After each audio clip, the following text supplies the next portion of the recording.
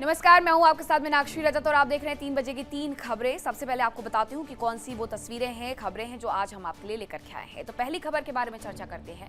बात करेंगे नोएडा की। नोएडा को आज विकास की नई सौगात मिली है। मुख्यमंत्री योगी आदित्यनाथ ने हजारों करोड़ की परियोजनाओं का शिलान्यास और लोकार्पण करके साफ संदेश दिया है कि उत्तर प्रदेश अब विकास की स्पीड से अपनी नई पहचान लिख रहा है। सड़कें हो, मेट्रो हो, इंडस्ट्रियल कॉरिडोर हो या रोजगार के नए अवसर, सरकार का दावा है कि विकास अब सिर्फ घोषणा नहीं, जमीन पर उतरता हुआ सच है। दूसरी खबर पुणे से है। केतन हत्याकांड में जैसे जैसे जांच आगे बढ़ रही है, वैसे वैसे नई परतें खुलते जा रही है। ऐसे में सवाल उठने लगे हैं कि आखिर सिया के कितने प्लान थे। और अब बात पीओके की भी कर लेते हैं, जहां पीओके एक बार फिर से सुलग रहा है। पाकिस्तान के कब्जे वाले कश्मीर में विरोध की आवाजें बुलंद है, जनता सड़कों पर है, सत्ता के खिलाफ गुस्सा खुल करके सामने है। तो क्या पाकिस्तान की पकड़ अब कमजोर हो रही है? क्या अंदरूनी विद्रोह उसकी सबसे बड़ी चुनौती बन चुका है? और क्या बदलते हालात पाकिस्तान के नक्शे पर भी असर डाल सकते हैं? तो आज विकास की नई इबारत भी देखेंगे, सिया के नए चेहरे भी सामने आएंगे और सीमा पार उठते भूचाल का बड़ा विश्लेषण भी होगा। और शुरुआत करेंगे बड़ी खबर के साथ, जहां मुख्यमंत्री योगी आदित्यनाथ का नोएडा दौरा है। सीएम योगी ने 9,228 करोड़ की सौगात दी है। विकास परियोजनाओं का शिलान्यास और लोकार्पण किया है। विपक्ष पर भी जमकर के मुख्यमंत्री योगी आदित्यनाथ ने निशाना साधा है। नोएडा की धरती से मुख्यमंत्री योगी आदित्यनाथ ने आज सिर्फ 9,228 करोड़ रुपए की विकास परियोजनाओं का शिलान्यास और लोकार्पण ही नहीं किया, बल्कि अपने राजनीतिक विरोधियों को भी खुली चुनौती दी। एक तरफ विकास की नई सौगातें, दूसरी तरफ मंच से विपक्ष पर करारा हमला। सीएम ने साफ कहा कि जिस उत्तर प्रदेश को कभी दंगे, माफिया, भ्रष्टाचार और बदहाल व्यवस्था के लिए जाना जाता था, वही यूपी आज निवेश, रोजगार और विकास की नई पहचान बन चुका है। योगी ने दावा किया है कि उनकी सरकार ने प्रदेश की तस्वीर और तकदीर दोनों बदल दी है। अपराध पर नकेल कसी गई, निवेशकों का भरोसा बढ़ा और उत्तर प्रदेश देश की सबसे बड़ी अर्थव्यवस्थाओं में शामिल होने की दिशा में तेजी से आगे बढ़ रहा है। सीएम ने विपक्ष पर निशाना साधते हुए कहा कि जिन लोगों ने सालों तक प्रदेश को जातिवाद, तुष्टीकरण और करप्शन की राजनीति में उलझाए रखा, वो आज विकास पर सवाल उठाने की कोशिश कर रहे हैं। आज का उत्तर प्रदेश माफिया नहीं, मैन्युफैक्चरिंग का हब बन रहा है, अपराध नहीं, उद्योग की पहचान बन रहा है। नोएडा से सीएम ने निवेशकों को भरोसा दिलाया कि सरकार उद्योग, रोजगार, इंफ्रास्ट्रक्चर के विस्तार के लिए पूरी तरीके से प्रतिबद्ध है। उन्होंने कहा कि डबल इंजन सरकार की नीतियों का नतीजा है कि उत्तर प्रदेश अब देश का सबसे पसंदीदा निवेश गंतव्य बन चुका है। यानी एक मंच, दो संदेश, एक हाथ से 9,228 करोड़ की विकास परियोजनाओं की सौगात, दूसरे हाथ से विपक्ष पर तीखा राजनीतिक हमला।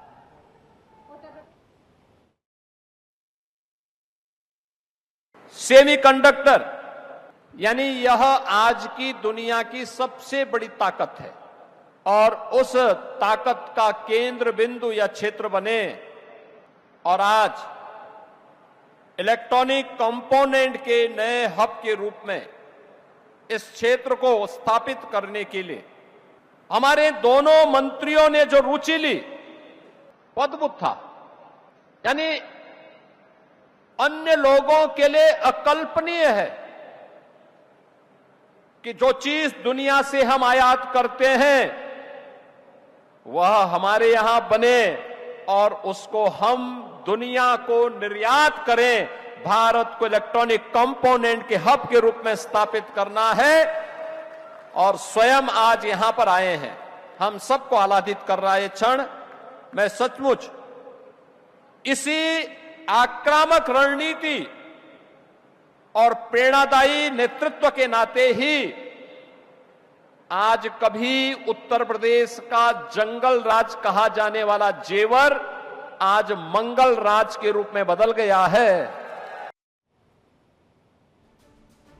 तो मुख्यमंत्री योगी आदित्यनाथ को सुन रहे थे आप, जिन्होंने न केवल नोएडा को बड़ी सौगात दी है, बल्कि इसके साथ साथ विपक्ष पर भी निशाना साधा। एक वक्त हुआ करता था जब उत्तर प्रदेश के मुख्यमंत्री नोएडा आने से डरते थे। रजनीश हमारे साथ जुड़ गए हैं। रजनीश, एक वक्त था नोएडा आने से मुख्यमंत्री डरा करते थे कि अगर नोएडा जाएंगे तो कुर्सी हमारी खिंच जाएगी, लेकिन एक मुख्यमंत्री ऐसे भी हैं जो कि लगातार नोएडा का दौरा भी करते हैं और सौगात भी देते हैं।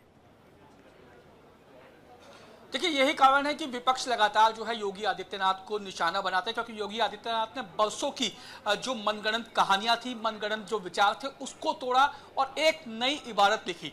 इस वक्त मैं मौजूद हूं जो नोएडा एक्सप्रेस वे के नजदीक सेक्टर 96 में नोएडा प्राधिकरण का ये नया जो है ऑफिस बना है। इस ऑफिस में तमाम वो चीजें, तमाम वो ऑफिसेज रहेंगे जो अभी तक अलग अलग जगह जो लोग जाते थे अपने प्राधिकरण के काम को लेकर, अलग अलग जगह वो जाते थे, लेकिन अब इस 6 एकड़ में फैले हुए इस दफ्तर के अंदर ही तमाम लोगों को एक ही जगह तमाम प्राधिकरण से जुड़े हुए ये जो काम है वो हो जाएंगे। हालांकि अगर मैं इस प्राधिकरण की अगर बात कहूं तो आज कुछ ही देर में मुख्यमंत्री योगी आदित्यनाथ यहां पे पहुंचने वाले हैं और यहां पे पहुंचने के बाद वो 2478 करोड़ की सौगात जो है वो नोएडा वासियों को देंगे, जिसमें डियर पार्क होगा, पजल पार्किंग होगी और ये जो नोएडा प्राधिकरण का ये दफ्तर है ये भी होगा। इसके अलावा अगर बात करें 6 एकड़ में ये पूरा दफ्तर जो प्राधिकरण का जो ऑफिस है ये फैला हुआ है और पूरे तमाम प्राधिकरण का सारा काम एक ही जगह हो जाएगा। वहीं अगर बात की जाए इस प्राधिकरण की अगर बात करूं तो 2016 में ये जो स्ट्रक्चर्स है इसका कंस्ट्रक्शन शुरू हुआ था, लेकिन कोविड आ गया था और इस 390 करोड़ का इसका पूरा बजट था, लेकिन चूंकि कोविड आ गया था और जो संरचना में कुछ बदलाव किए गए थे जिसके चलते इसका जो बजट था वो बढ़कर 490 करोड़ हो गया। फिलहाल कुछ ही देर में योगी आदित्यनाथ यहाँ पे पहुंचने वाले हैं और यहाँ पहुंचने के बाद वो यहीं से कर्टन रेजर के जरिए तमाम जो परियोजनाएं हैं उनका शिलान्यास दी जाएगी नोएडा को 9000 करोड़ से ज्यादा की। बहुत धन्यवाद आपका रजनीश तमाम जानकारी के लिए। तो सीएम योगी आदित्यनाथ संबोधित कर रहे हैं, क्या कुछ करें आपको सुनवाते हैं। लोकप्रिय विधायक Jewar Shri Dhirendra Singh ji, CMD Cell Industries Limited Shri Jasvir Singh ji, MD Cell Industries Limited Shri Sukhbir Singh ji, CEO Cell Industries Limited Shri Lakshit Aonla ji, CEO Yamuna Authority Shri R K. Singh जी,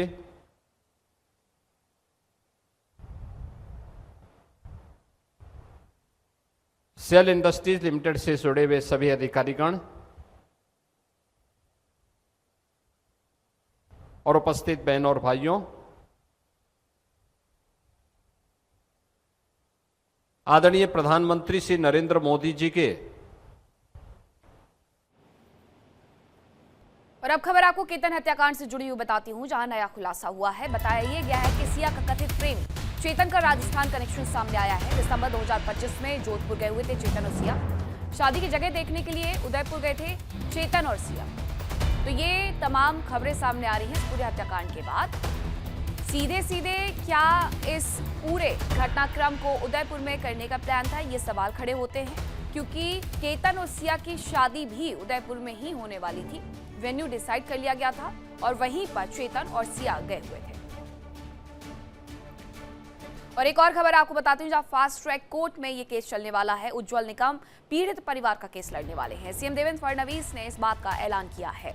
उज्जवल निकम, जो कि अपने तमाम कोर्ट केसेस के लिए जाने जाते हैं, 2008 मुंबई ब्लास्ट केस जिनकी तरफ से लड़ा गया था, उनकी तरफ से इस केस को भी लड़ा जाएगा। पीड़ित परिवार का वो केस लड़ने वाले हैं। सीएम देवेंद्र फडणवीस ने इस बात का ऐलान किया है। सीएम देवेंद्र फडणवीस से कल मुलाकात भी की गई थी केतन के परिजनों के द्वारा और वो लगातार इस बात की गुहार लगा रहे थे कि उन्हें न्याय मिलना चाहिए। वहीं पुलिस स्टेशन पहुंचे हुए हैं सिया के माता पिता और उनसे भी पूछताछ चल रही है। कल सिया के भाई का बयान दर्ज किया गया था। सिया के भाई साहिल गोयल से 10 घंटे तक पूछताछ हुई थी। अब दूसरी तरफ मां और पिता को भी बुलाया गया इस पूरे मामले में जानकारी और जुटाने के लिए। 6 टीमों का गठन किया गया है पुलिस की तरफ से, ताकि इस पूरे मामले को जल्द से जल्द सुलझाया जा सके। फास्ट ट्रैक कोर्ट में ये पूरा केस चलने वाला है। सिया पर आरोप है कि उसने अपने मंगेतर की जान ले ली। वहीं केतन अग्रवाल हत्याकांड में नया और एक और बड़ा खुलासा हुआ। क्रिकेट मैच के दौरान सिया और चेतन की मुलाकात हुई। भाई साहिल के साथ क्रिकेट मैच देखने के लिए जाती थी। सिया का भाई और चेतन साथ में क्रिकेट खेलते थे। कुछ महीनों में सिया चेतन के बीच में 2004 फोन कॉल्स हुए हैं। सिया चेतन में फोन पर करीब 238 घंटे बातचीत हुई है। दिवाली पार्टी के बाद मुलाकातों का सिलसिला बढ़ा भी। भाई साहिल के बयान से ये नई परतें खुली हैं। चेतन और सिया को पुलिस लोहागढ़ किला ले गई है और पुलिस ने यहाँ पर सीक्रेट रिक्रिएशन किया। और हमारे साथ ज्यादा जानकारी के लिए सुशील जुड़ गए हैं। सुशील, इस पूरे मामले में लगातार एक के बाद एक नए खुलासे। बिल्कुल मीनाक्षी, लगातार खुलासे हो रहे हैं। साहिल से 10 घंटे पूछताछ हुई, उसमें मालूम पड़ा कि क्रिकेट मैच के दौरान सिया और जो चेतन चौधरी हैं उनकी मुलाकात होती है, कहीं ना कहीं वो दोस्ती है वो बहुत ज़्यादा आगे बढ़ जाती है। और साहिल को ये बात मालूम थी। इसके अलावा आज उनके माता पिता, जो सिया के माता पिता हैं पूजा गोयल और साथ में प्रवीण गोयल, आज उनको बुलाया गया था। पुलिस में पहुंच गए हैं और वहां पर पहुंचने के बाद अभी 3-4 घंटे से लगातार उनसे पूछताछ चल रही है। उनसे कई सवाल पूछे जा रहे हैं कि उनको मालूम था कि नहीं मालूम था। पूरा घटनाक्रम एक एक कड़ी से जोड़ा जा रहा है। तो ये बहुत बड़ा मामला है, क्योंकि इसमें फास्ट ट्रैक कोर्ट भी अब सरकार ने इसके लिए बिल्कुल घोषित कर दिया है कि फास्ट ट्रैक कोर्ट में इसकी पूरी सुनवाई होगी। तो ये कहीं ना कहीं जल्दी सुनवाई हो, जल्दी न्याय मिले, क्योंकि जिस तरह केतन के परिवार हैं बहुत ज्यादा दुखी हैं, परेशान हैं। ये बड़ी पूरा शादी करने मामला नामी वकील उज्जवल निकम लड़ने वाले हैं फास्ट ट्रैक कोर्ट में। बहुत धन्यवाद आप सभी का, आपका तमाम जानकारी के लिए।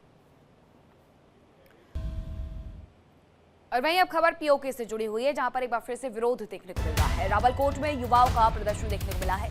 सरकार के खिलाफ प्रदर्शन की आवाज तेज हो गई है। रावलकोट की सड़कों पर युवा उतरे हैं। आर्थिक हालात पर जनता का गुस्सा साफ तौर पर देखने को मिल रहा है।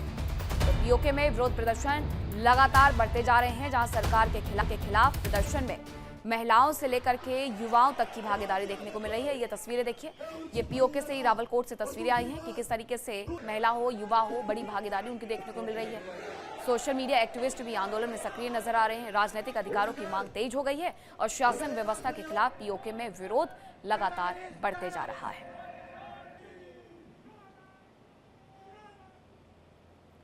और वक्त एक छोटे से ब्रेक का है, कहीं मत जाएगा, खबरों का सिलसिला लगातार जारी है। देखिए इंडिया डेली 24/7 अब आपकी स्मार्ट टीवी पर। इंडिया डेली मौजूद है सभी डिजिटल प्लेटफॉर्म पर लाइव और लगातार। इंडिया डेली 24/7 हर दिन राष्ट्र को समर्पित।